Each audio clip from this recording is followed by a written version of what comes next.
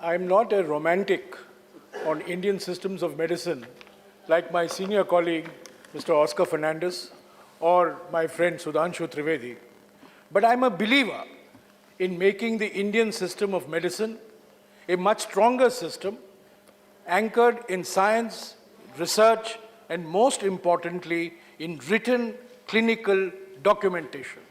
I am well aware of the glorious traditions that Indian medicine has had, and I think the challenge before us is to make the Indian system of medicine an important element of our healthcare system, based, as I said, Madam, on research. In 2015, a Chinese woman scientist got the Nobel Prize for her work on discovering a cure for malaria from Chinese systems of medicine.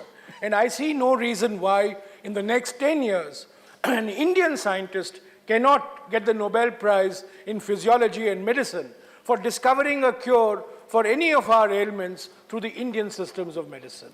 So I come to this subject with an open mind. I do not come to this subject with a sense of awe or romance as far as the Indian system is concerned, because I think we have to realize, Madam, that science has moved on, research has moved on, experimentation has moved on, and the basis of modern medicine really is clinical documentation, which has been the missing link in the Indian system of medicine. Now, I want to have four very brief comments on the two bills that we are passing.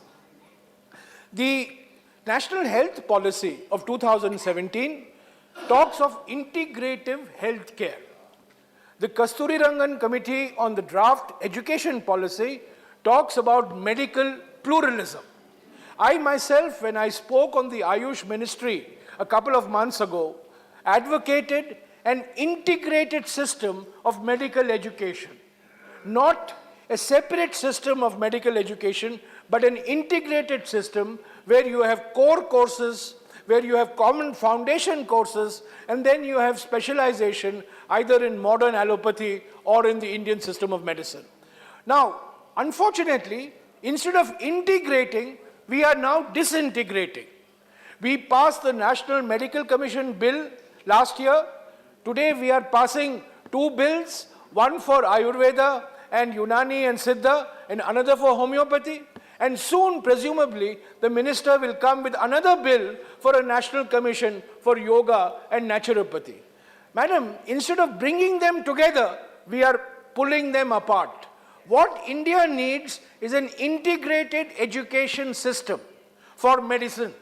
We need medical colleges giving education for the first 2.5 years in common courses, in common foundation courses, and then students opting to specialize either in Indian systems of medicine or homeopathy or in modern allopathy. So I would request the government to please create a system which will bring all these different institutions together.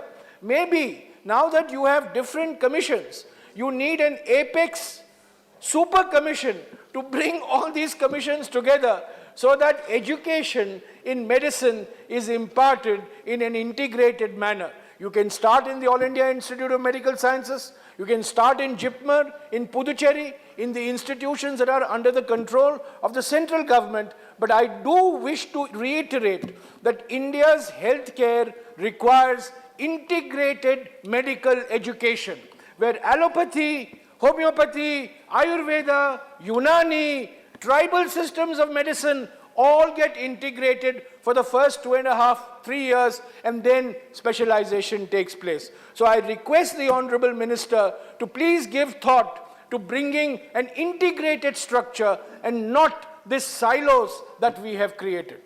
Second comment I have, Madam Vice Chairman, unfortunately all the great champions of federalism are not here. The Anna DMK is not here, the TRS is not here, the BJD is not here. No, DMK, you are with us. The BJD is not here. All the great champions of federalism are not here. Both these bills are anti-federal. The National Medical Commission bill was anti-federal.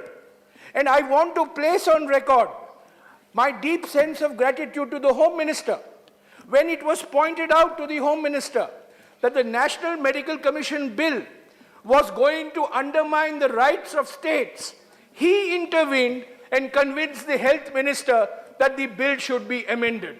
And that is how, in the National Medical Commission, out of 33 members, 9 members represent state governments. Madam, in the National Commission for Indian System of Medicine, out of 29 members, only 6 represent the state governments. Homeopathy, out of 20 members, only 5 represent the state governments. Health is a state subject. Medical education is a concurrent subject. You have to give equal responsibility to the states in this area. I'm afraid both the bills that we will soon be passing actually weaken and undermine the states, and I would request the Honorable Minister to pay special attention to bringing a greater sense of participation for the state governments. My third point is on fees. Madam, 2 minutes mein khatam karunga. My third point is on fees. Again, in the National Medical Commission, the Home Minister saw the light of what I was saying when I moved an amendment, and the government accepted the amendment to regulate the fees for at least 50% of the seats in private medical colleges and deemed universities. Both these bills are silent on fees. There is no provision to regulate fees in private colleges. I would urge the Honorable Minister to please give thought to the regulation of fees, which is the biggest problem as far as medical education is concerned in our country. And the fact that there are no provisions in both these bills on the regulation of fees is a serious lacuna in the bills that we will be passing. Finally, as I said at the beginning, Indian systems of medicine require modern systems of research. They require modern systems of science, and most importantly, they require modern systems of written clinical documentation. Under Clause 18 of the National System of Medicine, Indian System of Medicine Bill, Honorable Minister, I would urge you to set up a board for research. You are setting up separate boards. I would urge you to set up a board for research. This would be a great signal that you will be sending to the Indian System of Medicine community that you are valuing research as much as education. This bill deals only with education, but education without research is incomplete.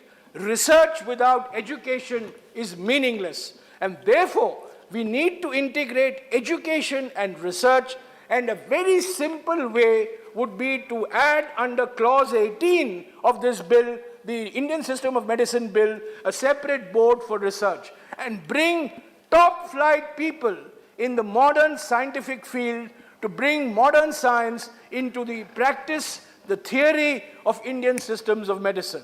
Finally, sir, we have discussed Ayurveda, we have discussed Unani, we have discussed Siddha. My colleague and many others have talked of yoga and naturopathy. I also want to say that we have a very rich tribal system of medicine in our country. Now, one of the problems with the tribal system of medicine is it's been oral. It has to be written. It has to be documented, as I said. And therefore, I would urge the Honorable Minister in his overarching jurisdiction over Indian systems of medicine also to give pride of place to tribal systems of medicine which have been practiced in our country for ages and which are still continuing to be practiced today. Therefore, sir, I welcome the fact that we are bringing these two bills. There are shortfalls, there are lacunae.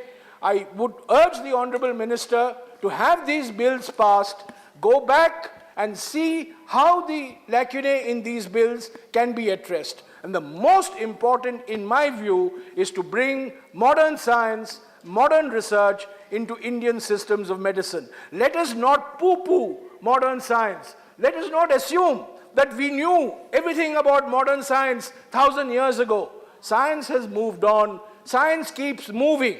Research keeps moving. And ultimately, clinical documentation is what is important.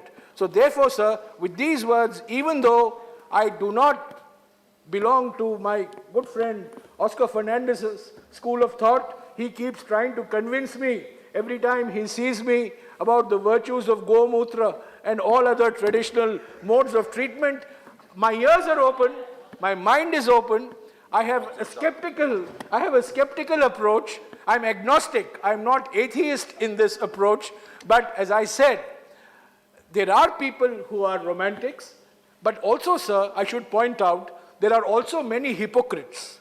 Many people who sing the praises of Indian systems of medicine, but at the first opportunity, when their illness is concerned, would like to go to a modern allopathic doctor. So I'm neither a romantic nor a hypocrite. I'm a realist. I want the Indian system of medicine to be a global player. I want it to be an integral player in the Indian healthcare system. And I think some of the points that I have made, if the Honorable Minister can give it some attention, I would be most grateful. Thank you, sir. Shri Gopal Narayan Singh. धन्यवाद।